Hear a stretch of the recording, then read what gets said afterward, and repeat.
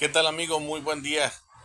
Bueno, hoy quiero compartirte un poquito sobre lo que es el tema del curso de álgebra lineal en los tecnológicos. Como tú bien sabes, y bueno, si no lo sabes, tengo ya algunos años impartiendo la materia de álgebra lineal en el Tecnológico de Poza Rica. Y bueno, hoy quiero compartirte este video para hablarte un poquito sobre en general la materia. La materia consta de 5 unidades o 5 temas. Está el primer tema, que es el tema de los números complejos. El segundo tema es el tema de las matrices y los determinantes. El tercer tema es el tema de los sistemas de ecuaciones lineales. El cuarto tema se titula espacios vectoriales. Y el quinto tema se titula transformaciones lineales. Ahora permíteme hablarte un poquito de cada uno de ellos. En el caso de los números complejos es una nueva numeración, o mejor dicho, una numeración diferente a la que usamos normalmente. Está compuesta esta numeración por una combinación de números reales y números imaginarios. Estos dos combinados forman el número complejo. Ahora bien, los números reales son los que conocemos desde la primaria, es decir, son los números que manejamos cotidianamente. Y estos están divididos en muchas formas, pero de la forma más general en que están divididos es en números racionales e irracionales. Bueno, tal vez en algún otro momento haré un video específicamente de este tema, pero los reales son los que manejamos diariamente. Ahora bien, los números imaginarios son números que nacieron en la modernidad, aunque de alguna forma empezaron a tener contacto con ellos desde las épocas antes de Cristo, pero fue hasta los años 1800 cuando se da el nombre de imaginario a estos números. Y la razón por la cual se les da el nombre de imaginarios es porque no hay respuesta de ellos en los números reales. Y entonces, pues para pronto se les dio el nombre de números imaginarios, o sea, lo opuesto a real, o aquel número que no está presente en los reales. Ahora bien, ¿de dónde surge el número imaginario? Bueno, el número imaginario surge de la imposibilidad de poder encontrar solución a la raíz cuadrada de números negativos, ¿sí? Por ejemplo, la raíz cuadrada de -1, la raíz cuadrada de -5, etcétera. No hay solución en los números reales a las raíces de números negativos, así es de que, bueno, a esos números que no se les encontró solución en los reales, se les llamó imaginarios.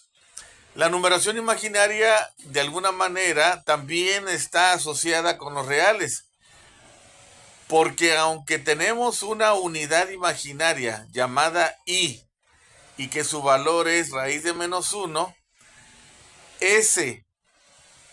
esa cantidad, para poderla también dimensionar, se ocupan los reales.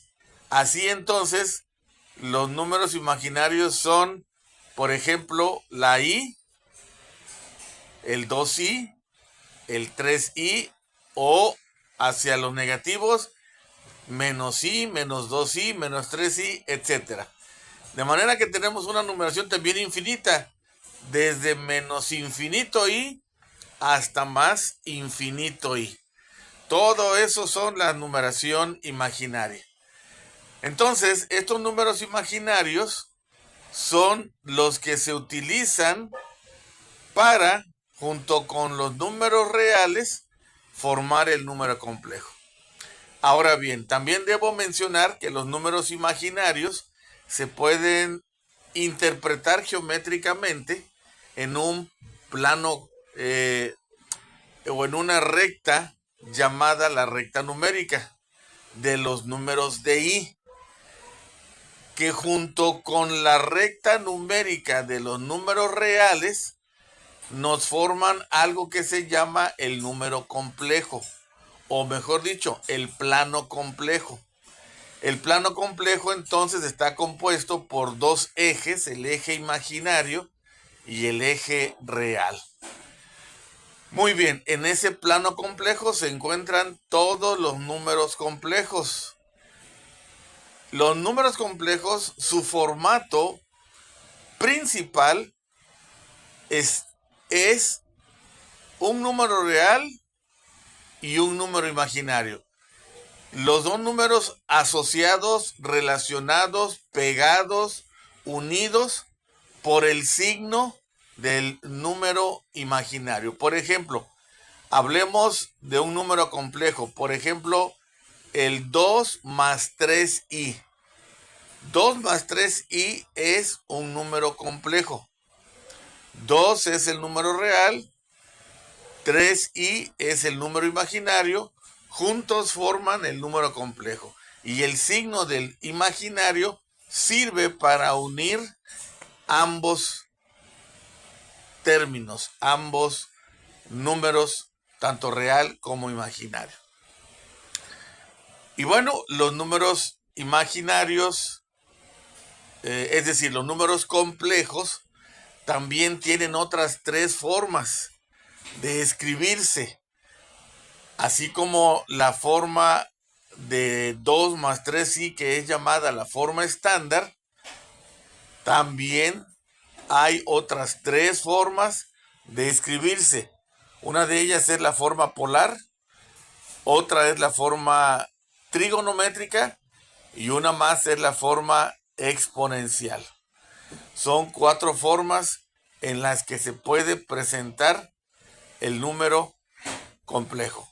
Ahora bien, ¿qué operaciones se pueden hacer en los números complejos? Bueno, en los números complejos se pueden hacer todas las operaciones básicas: suma, resta, multiplicación y división. Pero en el caso de la forma rectangular, esta de 2 más 3i, es en la única forma en que se puede hacer las cuatro operaciones: suma, resta, multiplicación y división. En las otras tres formas solamente se pueden hacer multiplicaciones y divisiones. Me refiero a la exponencial, a la trigonométrica y a la polar. En esas tres formas únicamente se pueden hacer operaciones de multiplicación y de división.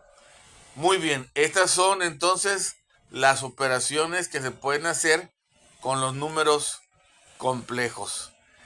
Hay otros temas, por ejemplo, el cálculo de raíces de ecuaciones cuadráticas cuando las soluciones son complejas. Estos ya son cálculos que se pueden hacer con los números, gracias, mejor dicho, a los números complejos. Precisamente de estas ecuaciones surgió en la antigüedad la interrogante de la solución que en su momento no encontraron. Cuando el gradiente de la ecuación nos da un número negativo. Y entonces, como no se puede calcular, recurrimos a los números imaginarios o a los números en general complejos. Muy bien, esto es el tema de los números complejos. Viene el segundo tema, que es el tema de las matrices y los determinantes. En este tema se habla acerca de la estructura primeramente de las matrices, que como todos sabemos y en los libros lo dice, una matriz es un arreglo rectangular de números, o un arreglo de números, o unos números en forma de un tablero, ¿sí? Entonces, las matrices, de acuerdo a esta definición, tienen dimensiones diferentes de acuerdo a los renglones y de acuerdo a las columnas que ésta tenga. Por ejemplo, si tiene 3 renglones y 3 columnas, la matriz es una matriz de 3 por 3, o sea, 3 renglones y 3 columnas de números. Pero además se le llama matriz cuadrada por tener el mismo número de renglones que de columnas.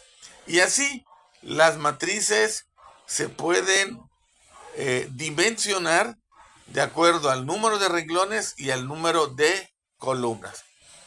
Por otro lado, y de acuerdo también a su estructura, las matrices pueden ser de diferentes formas.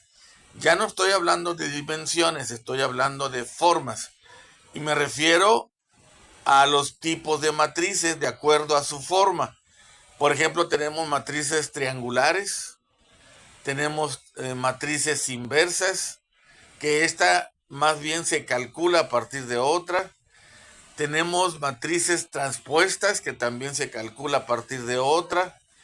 Tenemos matrices que son llamadas matrices de la diagonal principal, dependiendo la diagonal principal, que son los números que van de esquina a esquina en una matriz cuadrada. Estas matrices pueden ser escalares, pueden ser matrices identidad, y también, por ejemplo, ya en otro tipo de matrices está la matriz nula, la que es de puros ceros, etcétera. Entonces, hay muchos o varios títulos de acuerdo a la forma de las matrices.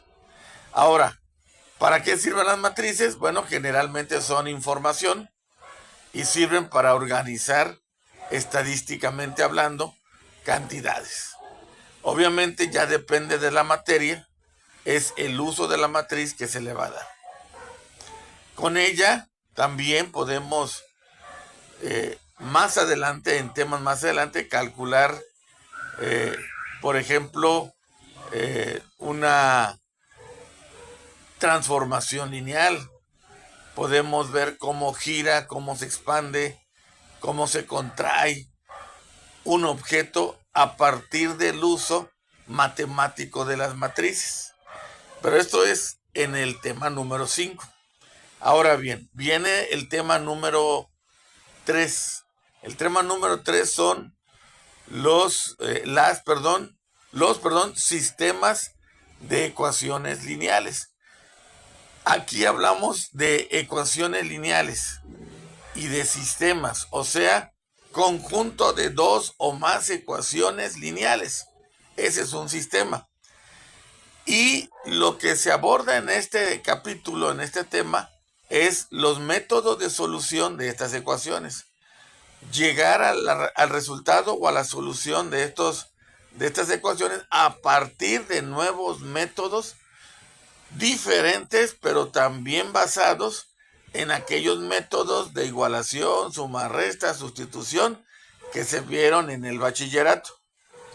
Estos métodos son, por ejemplo, el método de Gauss-Jordan, el método de la inversa, el método de eliminación gaussiana, entre otros, que se abordan para resolver los sistemas de ecuaciones lineales. Obviamente se necesita una pizarra para poder hablar más a detalle de estos métodos y de cómo funcionan. El cuarto tema son los espacios vectoriales. Los espacios vectoriales, como su nombre lo dice, es un tema de vectores. Pero lo interesante de este tema es que ya no son los vectores nada más tradicionales de una flechita, o aquellos que se saben tienen un punto de aplicación, una magnitud, un sentido y una dirección, sino que ahora son objetos matemáticos, incluso como la matriz, que por sus características reciben el nombre también de un vector. Por ejemplo, estas matrices a las cuales me refiero, que reciben el nombre de vector, es porque de alguna forma generan espacios en los vectores, junto con los vectores en los planos. Ahora bien, en este caso de las matrices y de la forma en que se abordan las matrices también sirven para poder hacer cálculos, por ejemplo, en materias avanzadas de muchas áreas, economía, administración, etcétera, otras. Y entonces las matrices se vuelven muy importantes en la vida académica de un estudiante de cualquier carrera. Muy bien, estos espacios vectoriales que estoy hablando también se caracterizan por que ellos tienen 10 axiomas o características básicas que demuestran el por qué son llamados vectores. Básicamente estas características están alineadas o basadas en las propiedades de los números. Por ejemplo, en lo que es la transitividad de los números, en lo que es la relación que hay entre un número y otro. También, por ejemplo, en aquellos o aquella relación que existe entre un número y otro número cuando estos tienen características parecidas, etcétera, ¿no? Hay infinidad de propiedades, pero aquí en este caso son 10 axiomas nada más los que garantizan que un cierto número pertenezca a un cierto espacio vectorial.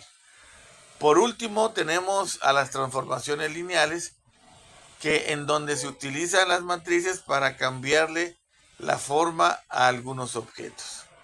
De manera muy general, estos son los 5 temas que aborda la materia o la asignatura de álgebra lineal.